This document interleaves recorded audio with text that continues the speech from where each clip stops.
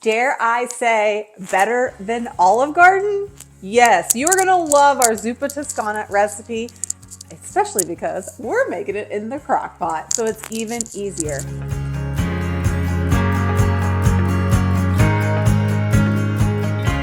Hi, I'm Carrie with eatingonadime.com. We're on a mission to help families eat well on a budget. Copycat recipes are our favorite. You're gonna love the Zuppa Toscana. It's super simple to make at home and it tastes amazing. Now, in case you didn't know, we are doing crock pot recipes all month long to celebrate Crocktober, which is where we bust out our crock pots and we're showing you delicious recipes. But also we have a new digital cookbook. It's a Crocktober cookbook, and we have that linked in the description below too because it's marked down with a really nice discount. And so you want to snag that. And it has 31 crock pot recipes, so you can make a crock pot recipe all month long, and I think you're gonna love it. Today I'm using just a 6-quart slow cooker. Any slow cooker will work for this recipe. You don't have to have anything fancy because this recipe is that simple to make. Let's get cooking. First, you're gonna need 1 pound of ground sausage. There we go. We're gonna turn it on high heat, and then we're gonna completely brown it. I'm going to use this meat separator. I don't know what you call it, but it's great to get you that crumbled sausage or for ground beef. I just do a little bit and spread it out thin to let it start browning, and then I'll keep using this to completely crumble it up so it'll be great for the soup. While the sausage is browning back there, I'm gonna go ahead and get my potatoes ready. You're gonna need 4 russet potatoes. I think Yukon Gold would be really good in this as well, but I'm just doing the russet potatoes. And then we're gonna dice them up into bite-sized pieces because we want them to fit on a spoon. So I'm just peeling them first, and then we're going to dice them up. Now my potatoes were extra big today, so I'm only doing 3. But the recipe originally calls for 4, just like a normal size one though, not like large ones. Now when you're peeling a potato, I highly recommend that you hold the edges and you peel the middle part first. And you just keep moving and go all the way around to peel that middle part. Seems silly, but there is a little method to my madness. It keeps your fingers holding on so it doesn't get slippery. And you go all the way around. Then once you're done with that, then I grab a hold of the potato like this and then peel the end. Now this gives you more grip on the potato, so when it gets slippery, and then flip it and peel the other end. It seems silly, but it's a great way to peel a potato. And my other tip for peeling potatoes is make sure you have more than one of these. This is something that the kids can be doing while you're browning the sausage. So these are very inexpensive of potato peeler, so go ahead and buy 2 or 3 and get the whole family peeling potatoes because that's the best way to get them peeled faster. I've got all the potatoes peeled, and so now we got to dice them up. Make sure you have a large knife. You do not really need a big kitchen knife set that are expensive. You just need a couple really good knives. Make sure it's sharpened it. Now we got to cut these into bite-sized pieces. When I do that, I cut the potato in half lengthwise, and then I cut them in half lengthwise again. So they separate like this. And then that way I can lay them down flat. I'm gonna do it to the other side. Then we're going to take our knives and we're going to make almost like French fries. So I did 3 slices, and so I have like these looking like French fries, okay? They're like sticks.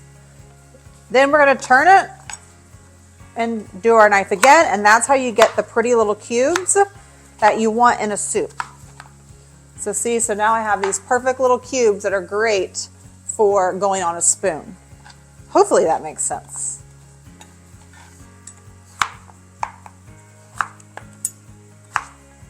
Yeah. So we're gonna do this for every potato and toss this in the crock pot.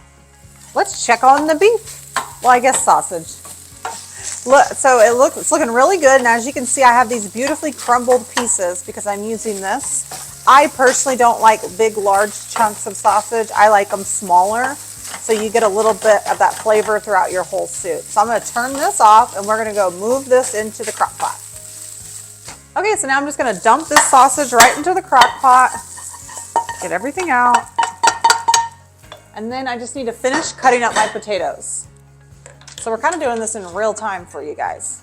So first you're gonna remember, I just wanna remind you and make sure you get it. You cut it in half lengthwise, then take this piece and cut it in half lengthwise again. So you have these flat pieces. Then you're going to just run your knife and create long strips.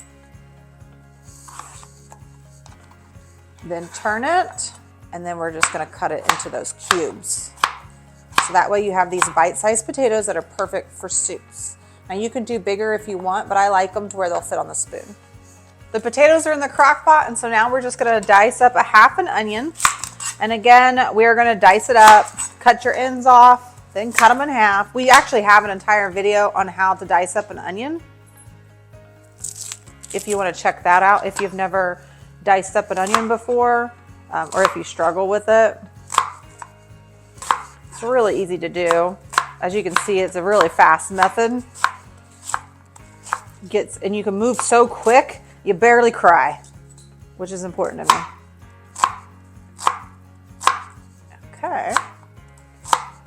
Off to the crock pot you go. We're gonna save this one for another recipe. Oh, you can get into the crock pot.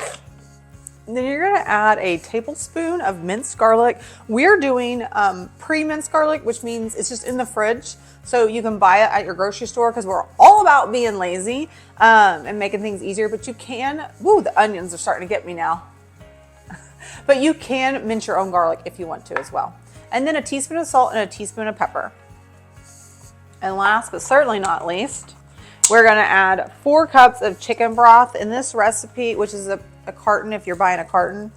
If you're trying to save some money, you could do half, like 2 cups of broth and 2 cups of water, or like if you're doing the bouillon cubes, you can totally do that. I just recommend that you have some broth in here. Anytime I'm doing a soup recipe, it just really pumps up the flavor by cooking with broth or bone broth or something like that. So 10 out of 10, I highly recommend.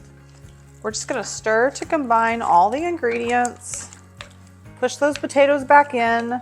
Then we're gonna add the lid. We're gonna slow cook this on low for 5 to 6 hours or high for 2.5 to 3 hours until those potatoes are really tender.